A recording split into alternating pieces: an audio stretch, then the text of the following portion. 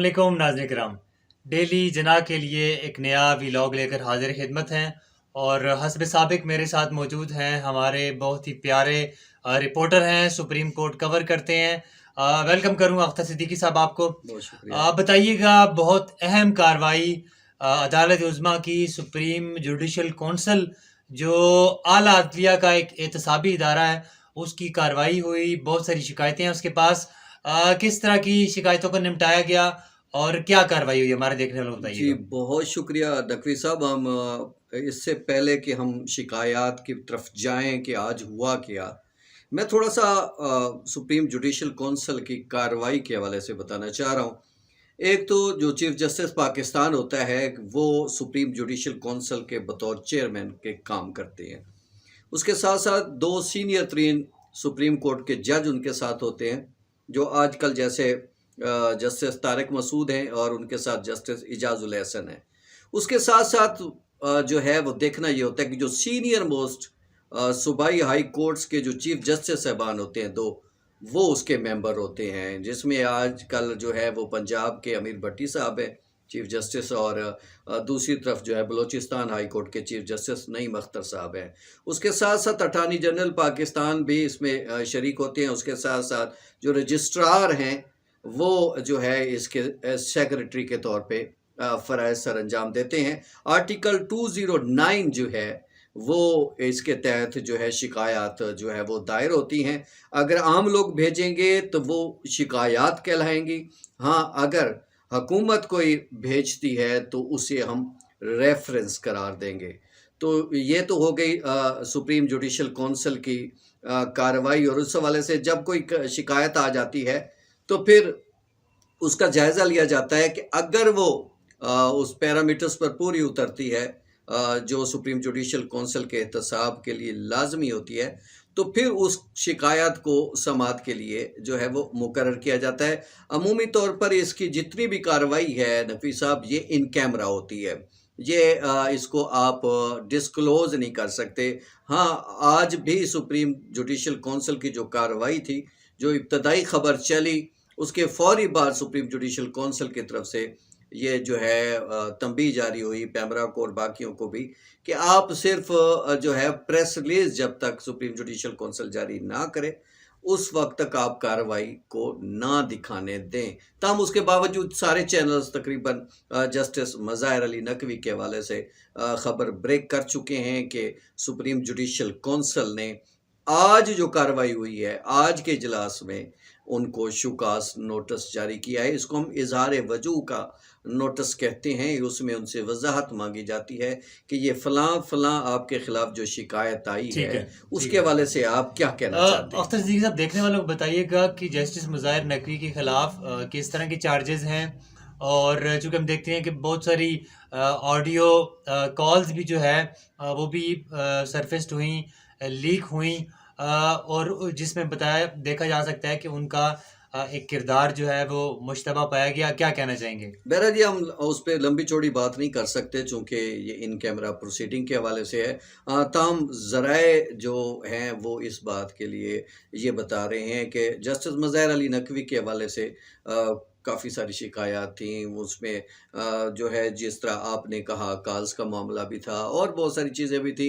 चूँकि ये मामला इन कैमरा है, मैं नहीं चाहता कि मैं ऐसी कोई चीज़ कहूँ कि जो मेरे एक रिपोर्टर होने के आप नाते एक से वर्किंग के हवाले से बताइएगा कि दीगर मुल्कों में, मिसाल के तौर पर अगर पड़ोसी मुल्क की बात करें, हिंदुस्तान की बात करें, वहाँ पे नेशनल जुडिशल कौंसिल है, इसी नाम से काम कर रही है।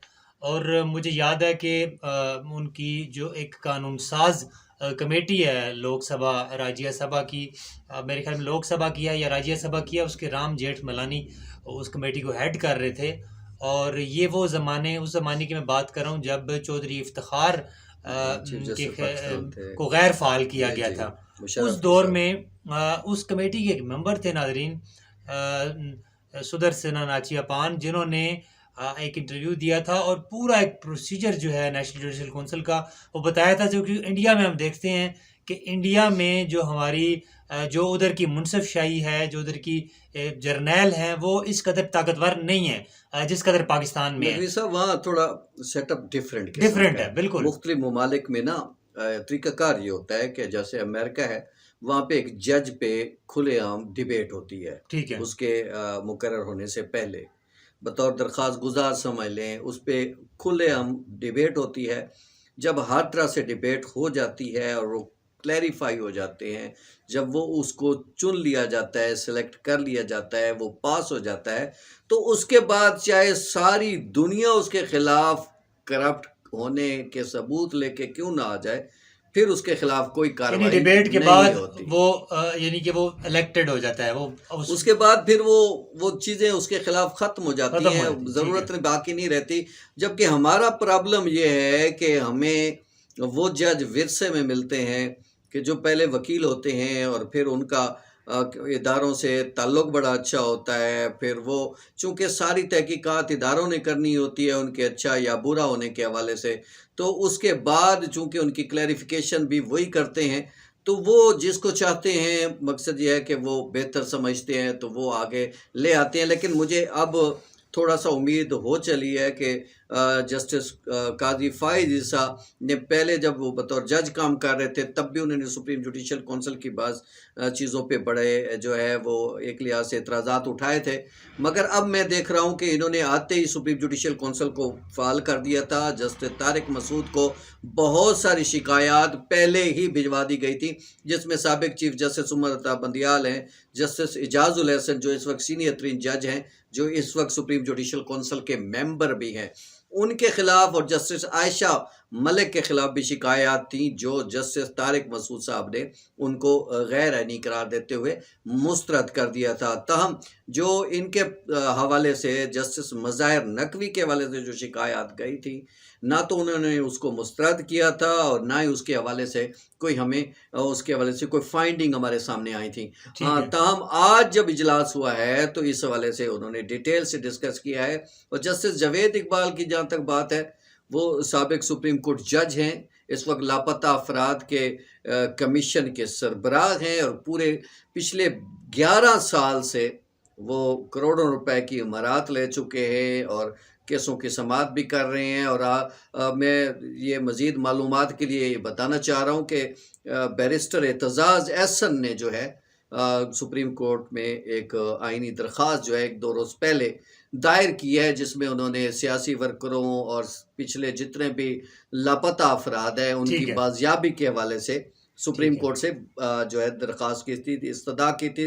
उन्होंने इस पे काफ़ी सारे इल्ज़ामात जो हैं जस्टिस रिटायर्ड जावेद इकबाल पे लगाए हैं, मगर अभी उस हवाले से सुप्रीम जुडिशल काउंसिल ने उसका भी जायज़ा आज लेना था। ठीक है। ताहम मज़ाहिर नकवी के हवाले से बात सामने आई है कि उनको शुकाज़ नोटिस जारी किए जा चुके हैं। जी नाज़रीन किराम, आज हमने बात की कि खुद एहतसाबी का अमल अपने आप को ओवरसी करने के, चूँकि नाज़रीन किराम ये एक चैलेंज है, बहुत बड़ा चैलेंज है कि वॉच डॉग को कौन ओवरसी करेगा।